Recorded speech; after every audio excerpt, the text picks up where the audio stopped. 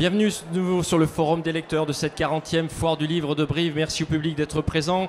Ce forum s'intitule Polar en région et nous avons donc le plaisir de recevoir 3 auteurs ici donc sur ce forum des lecteurs. Alors je vais vous les présenter tout de suite si vous ne les connaissez pas. Tout à fait là-bas au fond et en Limousin on sait accueillir. Donc on va commencer d'abord par celui qui n'est pas tout à fait local. C'est donc Marc Large. Bonjour Marc. Bonjour. Vous nous venez des Landes ? C'est bien Oui, ça, oui, hein. oui. Et d'ailleurs, votre éditeur est situé à Dax. Ce sont les éditions Passiflore. Donc, le retour de la suite, on en parlera dans un instant. Je me tourne maintenant vers donc Sonia Fournet-Perrault, donc qui a écrit donc Mégalithe Rock chez les Ardents Éditeurs et qui est locale. Je crois qu'elle est de Limoges. De Limoges, exactement. Exactement. Oui. Bienvenue donc ici à ce forum des lecteurs, Sonia. Et enfin, Daniel Dugès pour La Parfaite est arrivée aux éditions Les Monédières. Et vous êtes aussi un local. Oui, de Bellac. De Bellac. En Haute-Vienne. En Haute-Vienne. Bon, bienvenue à tous les 3. Alors, on va démarrer ce forum par un petit questionnement, je dirais, commun. Nous fêtons un anniversaire, vous l'avez remarqué quand même, j'imagine, hein, la 40e. Je vais me tourner vers Daniel, qui est peut-être le plus ancien de ceux qui participent aux foires. Alors, combien d'éditions, Daniel ? Environ une dizaine. Une dizaine ? Bon, je pense qu'il n'y aura pas photo. Sonia ? Ah, moi, c'est tout petit, 2. 2. Et puis Marc ? Moi aussi, c'est la deuxième. Deuxième également. Bon.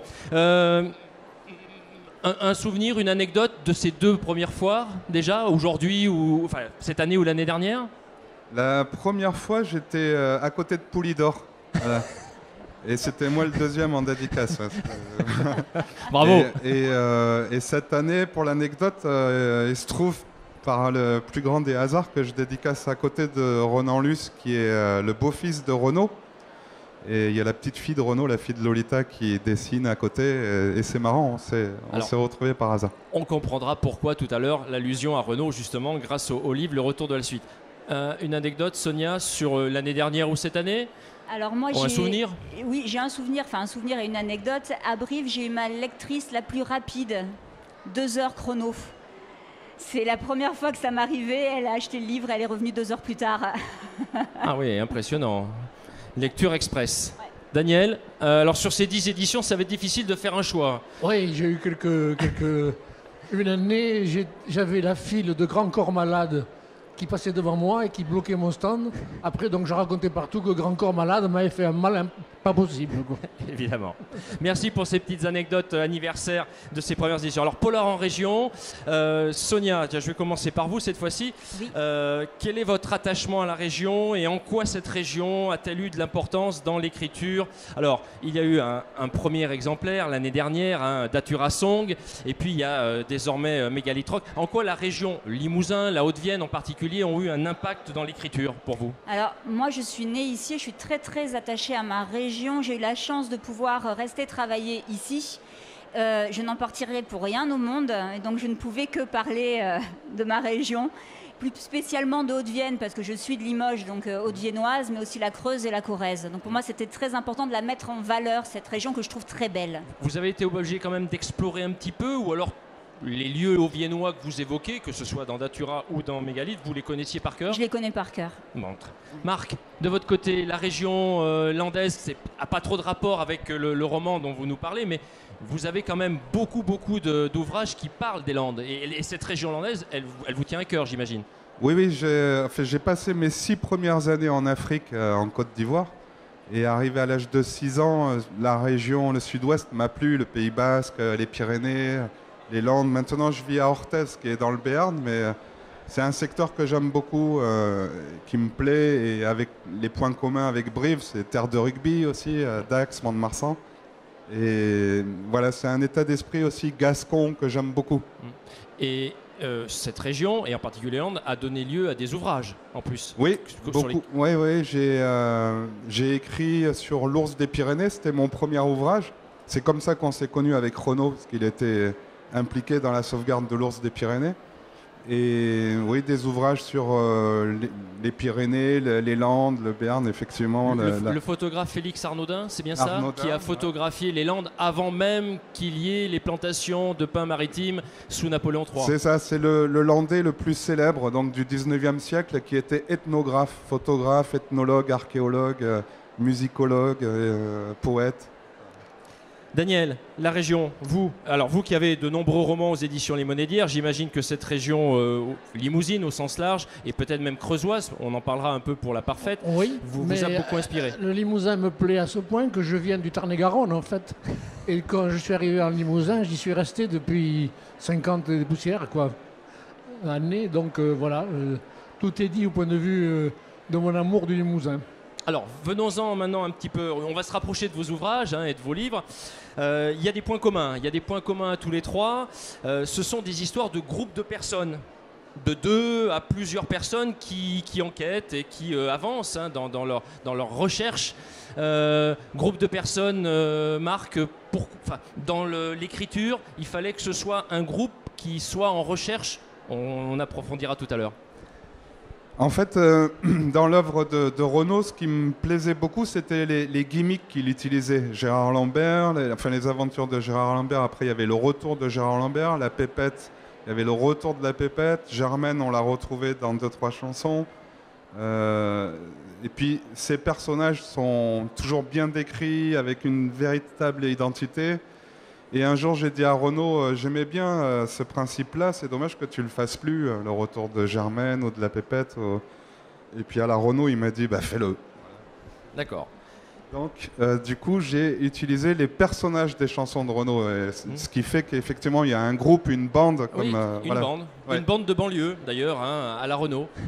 Et ce sont eux qui sont vraiment les enquêteurs, d'une certaine façon. Alors, ils sont tous embarqués dans une même intrigue. L'enquêteur, c'est Willy Brouillard, le flicard de la chanson de Renaud. Et voilà, ce qui mène vers une fin inattendue, comme on disait. Mais c'est écrit vraiment, toute proportion gardée à la façon de Renaud, et réellement inspiré de ses chansons. Je rebondis toujours sur ma question, la notion de groupe, Daniel, vous aussi oui, moi... Là, c'est vraiment un groupe d'amis qui se connaît, qui se côtoie, et là aussi, tous sont embarqués, comme dans le roman de Marc, dans une enquête globale. Tout à fait. Je suis fasciné par le huis clos. Je pense que les gens qui sont en huis clos, petit à petit, évoluent eux-mêmes. Ils ne restent pas tels qu'ils étaient au départ, et ça, c'est une idée qui m'intéresse.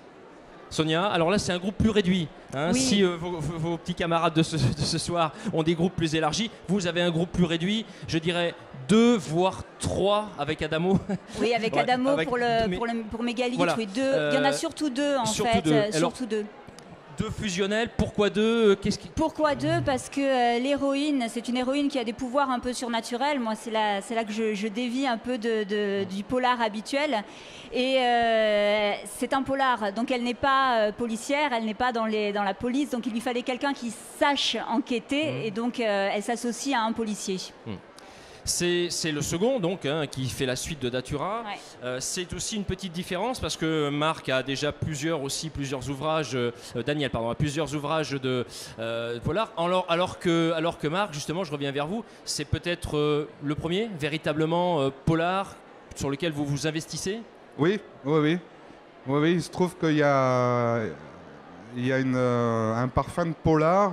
C'était pas vraiment la volonté au début, mais oui, c'est le premier, effectivement.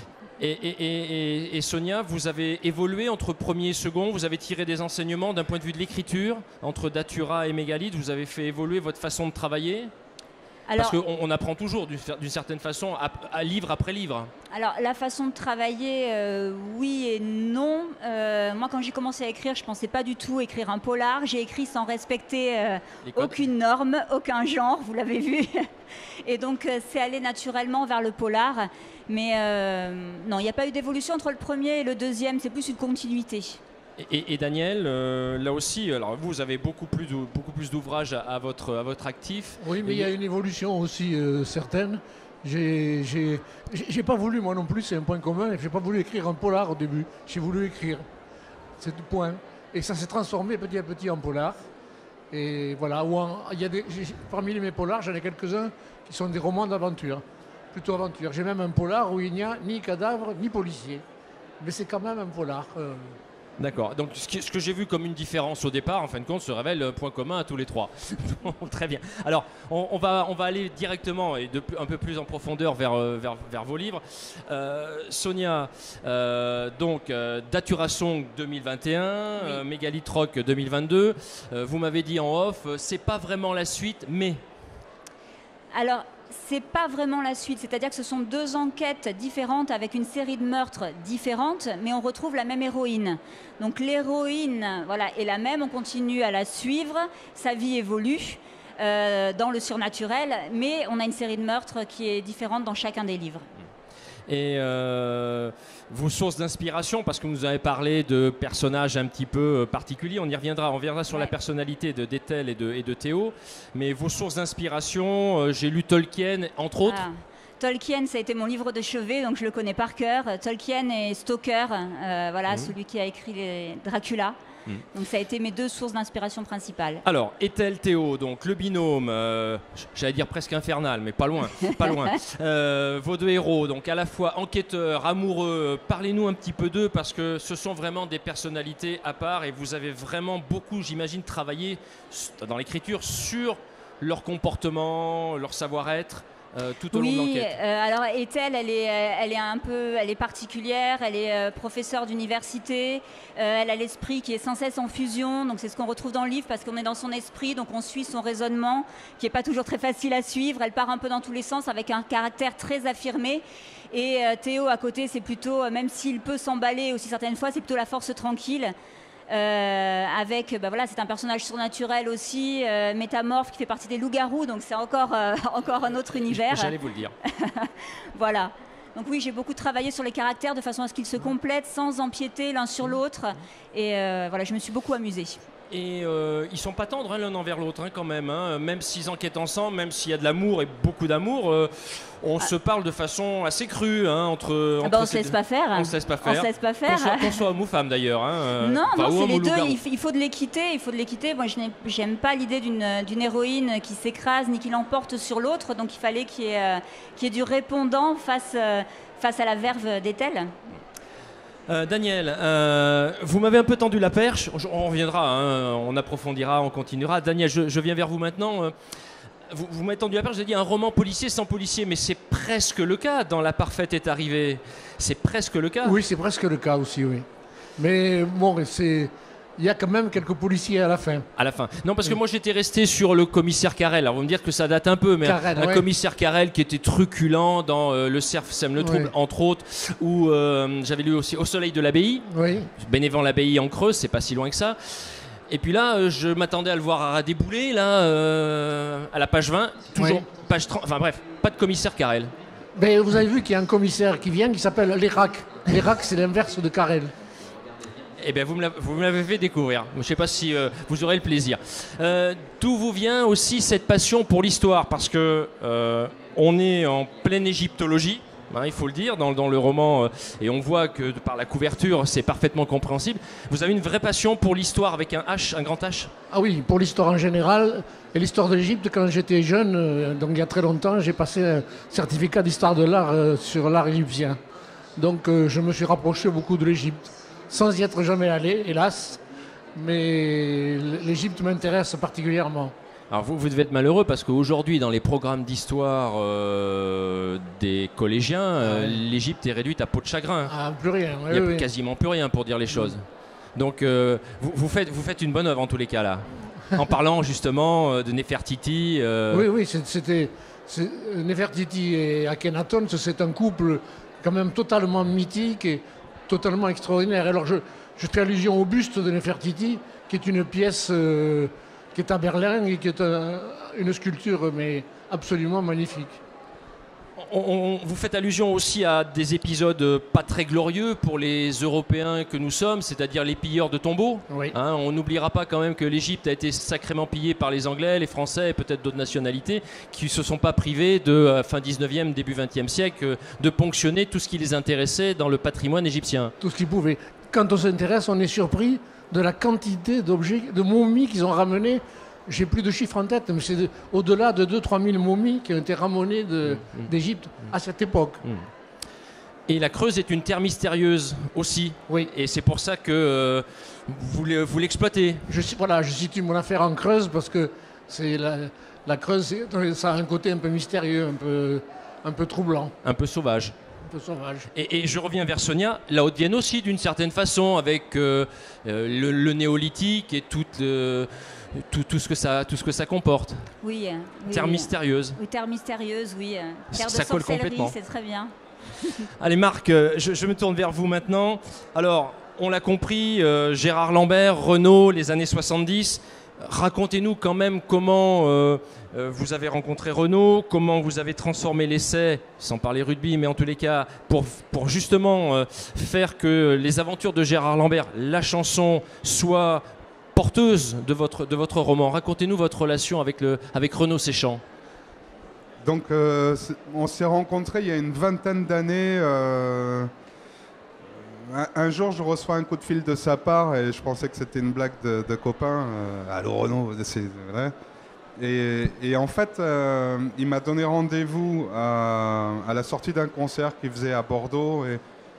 Et il s'est approché assez timidement avec l'un de mes livres où il me demandait une dédicace. Je me disais, c'est quand même le monde à l'envers. Et en même temps, c'est toute la simplicité de Renaud. Et il se trouve que j'étais fan, comme beaucoup, adolescent, le bandana, le cuir, tout ça, c'était le petit foulard tout autour un du univers. cou. Ouais. Et puis voilà, j'ai découvert quelqu'un de très sympathique, très simple, très cultivé et avec une réelle sensibilité. Donc là, on s'était rencontrés autour de la cause de l'ours des Pyrénées. Et il voulait s'impliquer de nouveau pour la défense de l'ours. Il y avait eu le drame avec Canel. Oui. Et puis, donc du coup, il était devenu parrain d'une ours qui avait été introduite. Et voilà, on s'est connus comme ça. Et puis après, on a gardé le contact avec une chouette amitié. Et la chanson, Les Aventures de Gérard Lambert, comment vous avez basculé sur cette chanson pour ensuite passer à l'écriture ? Alors c'est l'intro du livre. C'est l'intro du livre avec cette altercation, ce baston entre Gérard Lambert et le Petit Prince, en l'occurrence. Un petit bourgeois, quoi, hein. Il y a toujours cette rivalité qui était présente dans ses premières chansons. Et mine de rien, c'est un meurtre dans la chanson. Il y a quelqu'un qui meurt avec un coup de clé à molette entre les deux yeux. Et ça démarre comme ça, et je voulais garder ce ton humoristique et commencer à apporter d'autres pièces, d'autres individus. La chance, donc, comme on le disait, c'est que Renaud définissait très très bien les personnalités, les costumes, les intérieurs. Donc il y avait c'était assez facile de s'imprégner de tout cet univers-là. Et puis par ailleurs, j'aime beaucoup San Antonio, Frédéric Dard, et je voulais qu'il y ait ce ton-là, un peu, voilà, ce qui plaît aussi à Renaud. Donc on s'est connus comme ça, on a gardé le contact. J'étais chez lui il y a 1 ou 2 mois à l'Île-sur-la-Sorgue pour tatouer ses copains. Et voilà, j'ai retrouvé quelqu'un de très simple, avec une maison simple, une petite bagnole simple, pas du tout matérialiste, mais quelqu'un de très torturé, bipolaire, fragile, nostalgique. J'allais vous poser une question peut-être indiscrète, vous n'êtes pas obligé de répondre. Oui. En bonne santé plutôt ? Oui, Oui. ça fait plus de 2 ans là qu'il est au vert d'eau. Et donc, oui, assez bien en forme. Et j'étais content que ça lui parle, que ça il validait, quoi. Donc j'imagine que vous avez pris un immense plaisir à introduire dans votre écriture des passages des chansons de Renaud et qui nous ramènent en 1977. Ça a été, j'imagine, pour vous un plaisir immense d'introduire tous ces extraits de chansons. Oui, c'est ça, ça démarre en 77, ça finit à notre époque. Et du coup, on parcourt toute l'œuvre de Renaud, et effectivement, il y a des extraits de chansons détournées dans le texte. Pour que... Oui, il y a des lecteurs qui m'ont dit que parfois ils le lisaient en chantant un peu. Et Et la plupart y compris des fans de Renaud, étaient troublés par l'interprétation que j'en ai faite quoi, de ces chansons. Comment tous ces personnages ont été reliés dans une même intrigue. Et sans spoiler, sans révéler, il y a aussi une approche de sa maladie, quoi, de son génie qui est aussi une faille, quoi. Et dans ces références, il y a les paroles de Renaud, mais il y a aussi, et Sonia m'a jeté un petit coup d'œil, elle sait très bien que je vais lui parler musique dans quelques instants, bien évidemment, mais il y a une très très forte empreinte aussi de plein d'autres chanteurs. Alors j'ai relevé Jacques Dutronc, Johnny Hallyday, John Lennon, Serge Gainsbourg, The Clash, et beaucoup de références cinématographiques également. Oui, c'est vrai, ouais, il y a on retrouve même des séries des années 80, oui, ça peut... Et aussi le grand banditisme de cette époque-là, de la fin des années 70. Jacques Messrine, pour ceux qui ont connu, Robert Broussard, Pierre Goldman. Ouais. Alors justement, Sonia, la passerelle est toute trouvée parce que comme Marc, véritablement, vous avez dans votre récit, alors là c'est un nombre incalculable parce que je ne me suis pas amusé à compter, d'extraits de chansons, de répliques de films et pour la plupart en anglais. Pour beaucoup en anglais, oui. Bah oui, parce que moi j'écoute beaucoup de rock et de métal. Voilà, donc et comme j'écris en écoutant de la musique de façon systématique, j'ai les paroles des chansons qui viennent la plupart du temps s'insérer tout naturellement dans l'écriture. Et donc je les insère comme elles viennent. C'est hallucinant. Enfin, vous en avez. Enfin, je vous ai pas compté, j'imagine. C'est pas la question, mais c'est quasiment 1 à 2 par page. Oh non. Oh non. Non, non, peut-être pas autant. Mais il y en a pas mal, ouais. Il y en a pas mal. Ouais. Mais ça vient naturellement. Donc. Bon, et moi, j'écris en chantant. Voilà, c'est encore. Ah, très intéressant. Et ouais. alors, vous avez des styles musicaux préférés que vous avez. Peut-être sur lesquels vous avez rock, metal et punk, voilà. Ouais. Et ça allait bien avec l'héroïne en plus, qui est dans cette qui a vraiment un côté punk, un peu hors les clous, limite borderline. Ça lui allait bien. Alors Sonia, elle a pris pitié de ceux qui maîtrisent l'anglais modestement, hein, puisque sur chaque page où il y a ces citations en anglais, il y a une petite traduction. Oui, et en espagnol aussi. C'est traduit aussi. Bon, mais ça, même en islandais, je crois, j'ai traduit aussi. L'espagnol, c'est plus la déformation professionnelle. Un petit peu. Un petit peu. Daniel, comme Sonia, on va pas parler musique, hein, bien évidemment, mais on pourrait aussi. Hein. Oui. Mais comme Sonia, on est aussi dans votre roman, dans l'irrationnel. Je sais pas si c'est le mot un peu à la mode, mais en tous les cas, on est dans l'irrationnel d'une certaine façon aussi. J'aime bien laisser supposer que c'est irrationnel, et puis à la fin, ça ne l'est pas. J'aime bien sortir de l'irrationnel. Et Sonia, vous partagez aussi ce mot, enfin cette irrationalité, ça peut coller à votre mégalithe rock ? Alors, mégalithe rock, c'est carrément surnaturel. On est dans l'univers fantastique, vraiment. Datura Song, le premier, on est plus sur un entre-deux. C'est-à-dire qu'on hésite entre la réalité et l'irrationnel, comme vous dites, tout du long. Mégalithe, on est vraiment dans le surnaturel. Daniel, je reviens vers vous. Là aussi, l'intrigue, et je reprends un passage, et là c'est un mot anglais justement, hein, je ne sais pas, on pourra peut-être se le faire traduire. C'est le choix du principe récent dans votre ouvrage sur l'enquête. Un de vos personnages parle d'escape game. On traduirait ça comment ? Mais c'est ça, j'ai pas trouvé de traduction vraiment. Ah. Donc j'ai gardé escape game. Escape game. Alors justement, parlez-nous un peu de cet escape game dans lequel on est, dans lequel votre équipe, vos enquêteurs sont. Les escape games, ce sont des jeux où les gens ont des activités à faire de façon à trouver un trésor ou à résoudre une énigme quelconque dans un lieu clos. Et mes héros, à un moment donné, se sentent dans un escape game, quoi. Ils sont complètement en train d'escaper. Je ne sais pas si on peut dire ça comme ça. Mais en tous les cas, on est dans un espace géographique très restreint d'une certaine façon. Oui. Oui, c'est un huis clos. Ça veut être une sorte de huis clos, même s'il se déplace un peu. Mais ce groupe de personnes reste ensemble pendant un mois. Alors, des personnages quand même... alors, vous avez associé des personnages qui ont des personnalités, mais alors radicalement différentes. Vraiment radicalement différentes. Là aussi, quel choix vous avez opté, sur quel choix vous êtes parti pour justement nous mettre côte à côte des amis mais qui se ressemblent pas du tout? Parce que souvent les amis ne se ressemblent pas du tout, d'une manière générale. Et donc, moi ça m'intéressait. C'est ce que je vous disais tout à l'heure, je trouve que quand les gens vivent en groupe clos, un huis clos, en vase clos, au bout d'un moment, s'ils y restent longtemps, ils changent. Ils se révèlent plus. Et donc, j'espérais que petit à petit, ils allaient changer. J'allais les faire changer. Mais mes expériences en matière de vase clos m'ont toujours mené à ça. À un moment donné, j'écrivais sans savoir ce que j'allais écrire.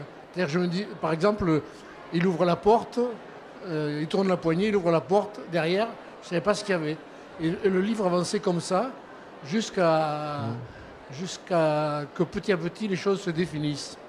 Sonia, vous êtes un peu dans cette mouvance-là? Vous avez l'air d'acquiescer Oui. aux propos de Daniel. Moi, c'est les personnages qui écrivent l'histoire, en fait. C'est que je sais à peu près où je veux aller, mais je laisse écrire, je laisse venir, et l'histoire se forme comme ça, se crée d'elle-même petit à petit. Ouais. Mais en même temps, et c'est la question que je voulais vous poser, donc vous me tendez la perche, vous avez un souci du détail sur les personnages, les décors intérieurs, les décors extérieurs, les comportements. Et ça vient naturellement, parce que vous allez très très loin dans le détail. Mais hein. ça, c'est peut-être une grosse déformation professionnelle, ça, d'universitaire, qui a l'habitude de faire de la recherche universitaire où il faut être très pointu. Mais oui, c'est ma façon de faire. Moi, il faut que tout soit très net, très clair, très précis. Et ça vient en chanson, en chantant, en chantant. Toujours. Avec de la musique très forte, mais toujours. Je ne sais pas écrire autrement. Marc, vous écrivez en écoutant de la musique, en chantant, ou alors vous êtes complètement immergé dans votre écriture? Oui, j'ai pas écouté du Renaud, et quand j'écris, j'écoute de l'instrumental. Peut-être pour pas être parasité par d'autres mots, d'autres phrases, mais voilà, par rapport à ce qu'on disait sur l'identité des personnages et tout ça, là, c'est assez varié finalement. Il y a Slimane qui est d'origine kabyle, Gérard Lambert qui lui est un peu bas de plafond avec ses blagues qui tombent à plat. Germaine, c'est un peu la meneuse, la hippie, punk en devenir, mais voilà, ces identités-là sont assez fortes. Et j'avais écrit un fil conducteur, et pour aller vers une fin qui était assez compliquée à écrire. Et du coup, j'ai eu l'aide de Johanna Turpo, qui est... Vous pouvez en parler, voilà, allez-y, oui. Qui a participé à ce livre, parce qu'initialement, l'idée, c'était d'en faire un court-métrage avec des amis comme Daniel Prévost, Gustave Carverne, Juliette Arnaud, Guillaume Meurice, tout ça. Enfin, tous étaient partants pour jouer l'un des rôles de ce court-métrage. Et je me suis lancé dans un récit où il y a un switch à la fin, quelque chose d'assez... où il ne faut pas se planter, quoi. Si on relit le livre, il faut qu'il n'y ait rien de bancal, et que le lecteur ait vraiment eu le sentiment de se faire berner à un moment sans s'en rendre compte. Et donc, Johanna a été d'une aide précieuse sur ça. Elle est très, très précise, très... Elle vous aurait recadré d'une certaine façon? Oui, il y a des moments, elle m'a dit, là, par exemple, il faut qu'il porte des gants pour telle et telle raison. Là, c'est lui qui porte une cagoule. Enfin, voilà, c'est des petits détails, mais qui peuvent pêcher après pour la globalité du récit. Et justement, Sonia, puisqu'on parlait de détails, vous aussi, vous avez été très pointu justement sur les tenues, Oui. sur toutes ces choses sur lesquelles vous avez vraiment mis l'accent. J'y reviens parce que ça m'a vraiment marqué tout au long du livre. Oui, c'était, pour moi c'est très important, puis ça permet de bien identifier les personnages, pas seulement par le caractère, les lieux aussi. Et moi j'ai la chance aussi d'avoir un éditeur qui repasse bien derrière moi, parce que moi, mon esprit part un peu dans tous les sens parfois. On peut le citer, c'est Jean-Marc Ferrer. Voilà, Jean-Marc Ferrer des Ardents Éditeurs. Et Et c'est vrai qu'il va aller chercher des petits détails. Moi je suis passée un peu vite et il me dit attention, ça t'as dit ça à tel endroit, donc il faut rattraper ici pour que ça... Donc c'est vrai qu'on a besoin de personnes comme ça qui viennent nous relire pour pour voir ces petites choses qu'on a pu laisser passer. Et même question pour Daniel, là aussi le détail, il faut revoir, on peaufine, on améliore, on change, on essaye d'aller au mieux que l'on peut grâce peut-être à des conseils éditoriaux. Tout à fait, oui. Moi, les détails, je vais plutôt les chercher dans le décor. Le décor a une importance. Dis-moi où tu habites, je te dirai qui tu es. C'est un peu ça, quoi. Mais c'est vrai que dans le cheminement de votre équipe qui s'enfonce dans les entrailles d'une grange, là, avec un couloir, dans un dédale qui aboutit à une espèce de salle du trésor, on pourrait dire ça comme ça, ouais. C'est vrai que là aussi c'est très très détaillé. Oui, oui, voilà. C'est beaucoup plus que par les habits. Je suis un peu moins spécialiste des habits, comme vous voyez. Et donc, voilà, c'est plutôt le décor qu'il y a autour. Marc, j'aurais voulu que vous me parliez d'un de vos personnages, c'est possible? Manu. Manu, il fait partie de l'équipe, bien évidemment, hein, comme Pépette et les autres. C'est un personnage central. Il rassemble et il subit à lui seul, j'avais mis de nombreux mots. Traumatisme infantile, hôpital psychiatrique. Il y a une raison, ce personnage il est particulier, quoi. Je voudrais que vous nous en parliez un tout petit peu parce que il est vraiment présent d'un bout à l'autre. Oui, c'est le double de Renaud, hein. C'est le deuxième prénom de Renaud. Et quand il chante Manu, la chanson Manu va pas te tailler les veines, il parle de lui en fait. C'était une rupture amoureuse et il lui est arrivé de parler de lui à la troisième personne dans pas mal de chansons. Et donc la construction psychologique des personnages, elle est très importante dans ce livre. Et ce qui le relie aussi à Renaud, c'est que Renaud est né jumeau. Il a un frère jumeau, David. Et visiblement, Renaud en a souffert enfant. Il a eu une enfance très heureuse, hein, très enviable. Mais il m'a raconté qu'avec son frère, ses parents les habillaient pareil. Ce sont des faux jumeaux, mais les parents les habillaient pareil. Les gens les appelaient les jumeaux. Et donc il avait un problème d'identité. Et je pense que c'est ça qui a créé ces multiples identités à Renaud. Il a été Gavroche, il a été voyou des banlieues, poète, marin, mineur, effectivement. Donc il a traversé les époques avec différentes identités. Et la plupart du temps, dans les chansons, il parle de lui. Quand il parle j'ai rencontré récemment Gérard Lanvin, qui soi-disant a inspiré la chanson Gérard Lambert. Et parce qu'il se trouve que Gérard Lanvin était le compagnon de la femme de Renaud avant qu'elle rencontre Renaud. Et Renaud, jaloux comme un pou, il a fait cette chanson pour le tacler un peu, pour se moquer gentiment. Sauf que Gérard Lanvin m'a raconté, il m'a dit, je suis jamais monté sur une mobilette. J'ai commencé sur une Harley, mais j'ai jamais fait de la mobilette. Donc en fait, Renaud invente énormément. C'est une éponge. À chaque fois, il lui suffisait d'aller dans une piole, dans un HLM avec des hippies. On a l'impression qu'il a toujours connu ça quand il décrit le contexte, les personnes, le langage, voilà. Donc, je reviens à votre question, c'était sur l'identité, sur Manu. Sur Manu, parce que oui. C'est le personnage central. Intégré à une secte, une secte, hôpital psychiatrique, il est aussi instigateur de cette prise d'otage. Donc c'est quand même un personnage très complexe. Qui m'est inspiré aussi par Jim Morrison. Je lui ai attribué le même quotient intellectuel que Jim Morrison, qui était très élevé. Et les mêmes fêlures, les mêmes blessures, les mêmes. Très souvent, ces gens-là sont des génies, mais par ailleurs des malades psychotiques, quoi, malheureux au quotidien. Alors, il y a un personnage auquel j'ai fait allusion tout à l'heure, Sonia. On peut considérer qu'il fait aussi partie de la trilogie des trois personnages, c'est Adamo. Parlez-nous de ce personnage, parce que j'ai l'impression que par rapport à vos deux héros, c'est un peu, comment dirais-je, celui qui les initie, celui qui les met sur la piste, sur les pistes. Je sais pas, est-ce que j'ai bien lu? Oui, c'est bien, c'est pas mal, c'est pas mal. Merci. Bonne note.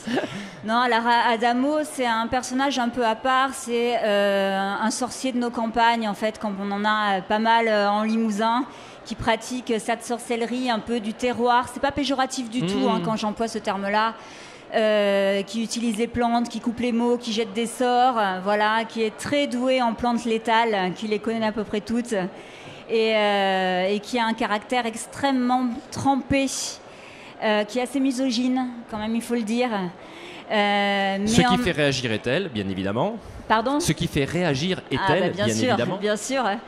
Et oui, c'est un peu, malgré tout, c'est un peu un guide derrière le côté acariâtre, derrière le côté désagréable. C'est un guide qui va initier les deux autres héros à cette sorcellerie du terroir. Oui.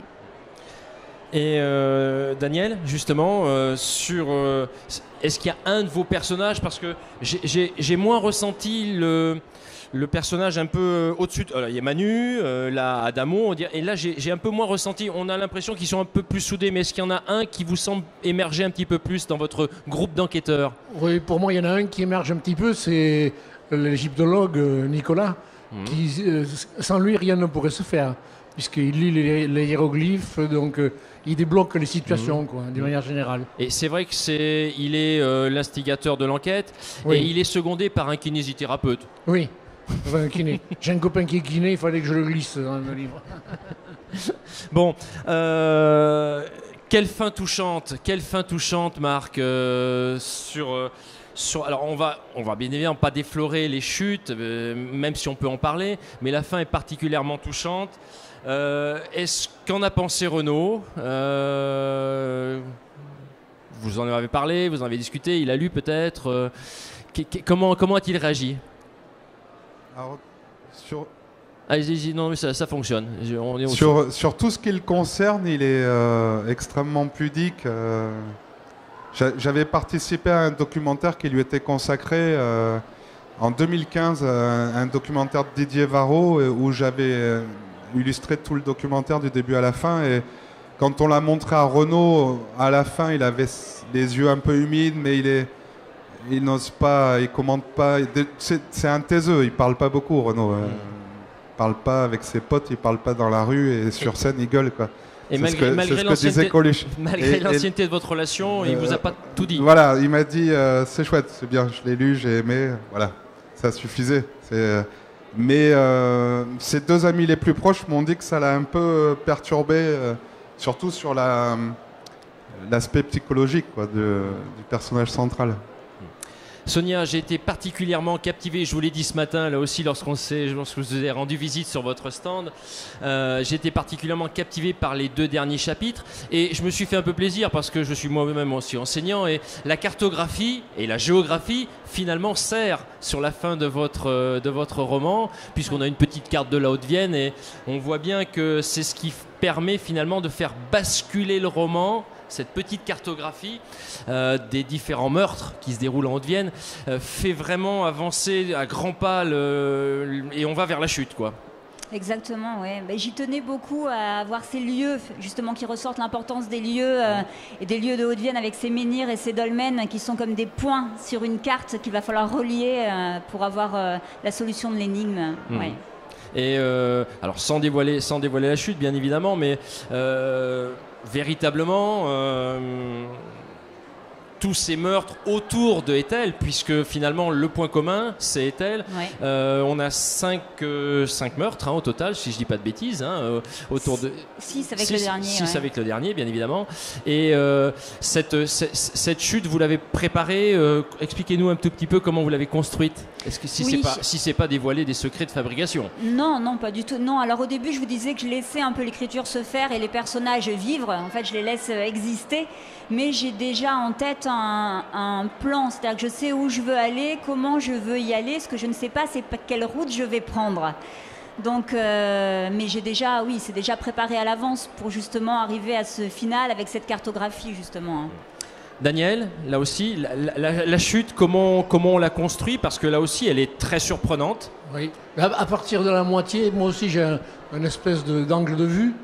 Et à la fin, ça s'est fait tout seul. D'un coup, je me suis dit, il faut que ça rebondisse, et que ça rebondisse encore.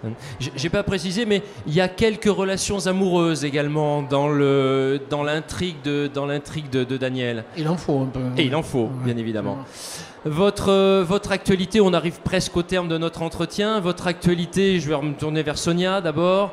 L'actualité littéraire de Sonia, on continue dans le fantastique, le surnaturel.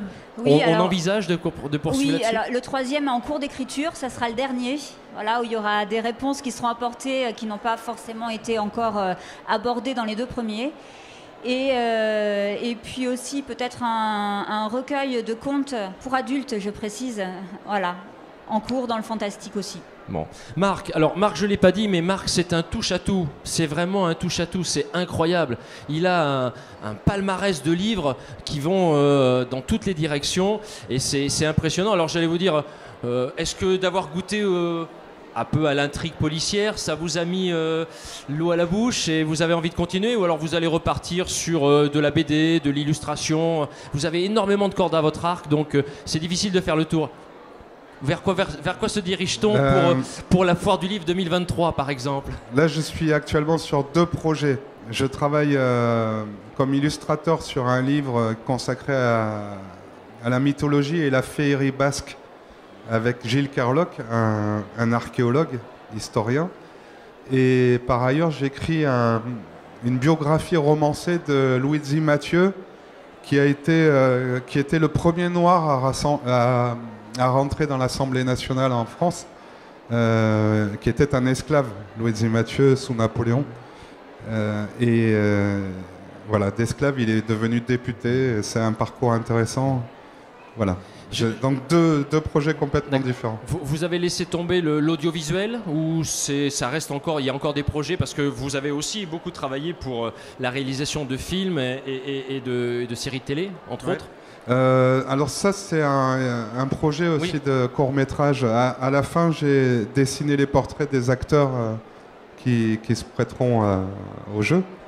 Vous ne désespérez pas de voir une adaptation audiovisuelle de... Oui, un court-métrage, parce que c'est quand même de l'histoire contemporaine, mais les années 70 et tout, il faut les reproduire. Dedans, on retrouve les cabines téléphoniques, tous les costumes de l'époque, les voitures de l'époque. C'est assez compliqué à mettre en scène, ça demande beaucoup de moyens. Donc c'est juste, c'est là que ça pêche. Mais on a la production. Vous voulez pas faire un moyen métrage, parce qu'à Brive on a un petit festival du moyen métrage, parce que le court métrage c'est chez nos amis auvergnats, c'est à Clermont-Ferrand. Bon, ils sont pas loin, mais on préférerait que ce soit à Brive pour un moyen métrage. C'est autour d'1 heure, je crois, un moyen métrage. C'est plus ambitieux. C'est plus ambitieux. Daniel, l'actualité, votre actualité aux éditions Les Monnaies d'Hyères, il y a comme Sonia, il y a déjà le prochain est bien avancé? Non, pas vraiment. Celui-là, il sort aujourd'hui, donc je suis resté là-dessus pour l'instant. J'ai écrit il y a quelques années une critique basée sur l'humour, sur la société, qui s'appelait L'éloge de la connerie ordinaire, qui avait eu un certain succès. Et donc, comme la connerie ordinaire évolue fortement en ce moment, j'ai bien envie d'écrire une suite. Ah ben, y a de quoi faire, je pense. Il y a de quoi faire. Il y a de quoi faire. Alors, je vais me retourner vers vous une dernière fois. Sonia, donc, vous êtes au stand L7, hein, et vous dédicacez jusqu'à demain? Oui. Demain soir. Jusqu'à demain soir. Jusqu'au bout de la foire. Donc rendez-vous sur le stand donc, L7 pour retrouver donc Sonia Fournet-Perrault pour Mégalithe Rock aux Ardents Éditeurs. Marc, vous êtes sur le stand L14 et on peut vous y retrouver jusqu'à demain soir. Jusqu'à demain soir également. Donc Marc Lard, Johanna Turmot, le retour de la suite aux éditions Passiflore, à Dax dans les Landes. Et enfin Daniel Dugès, stand donc L26 aux éditions Les Monnaies d'Hyères. Vous dédicacez jusqu'à demain soir également? Jusqu'à ce soir. Ce soir. Pas de dimanche. Pas de dimanche. Bon, mais écoutez, alors on va en profiter. Donc, on va vous libérer. La parfaite est arrivée donc aux éditions Les Monnaies d'Hyères. Merci à tous les trois et bonne fin de foire du livre.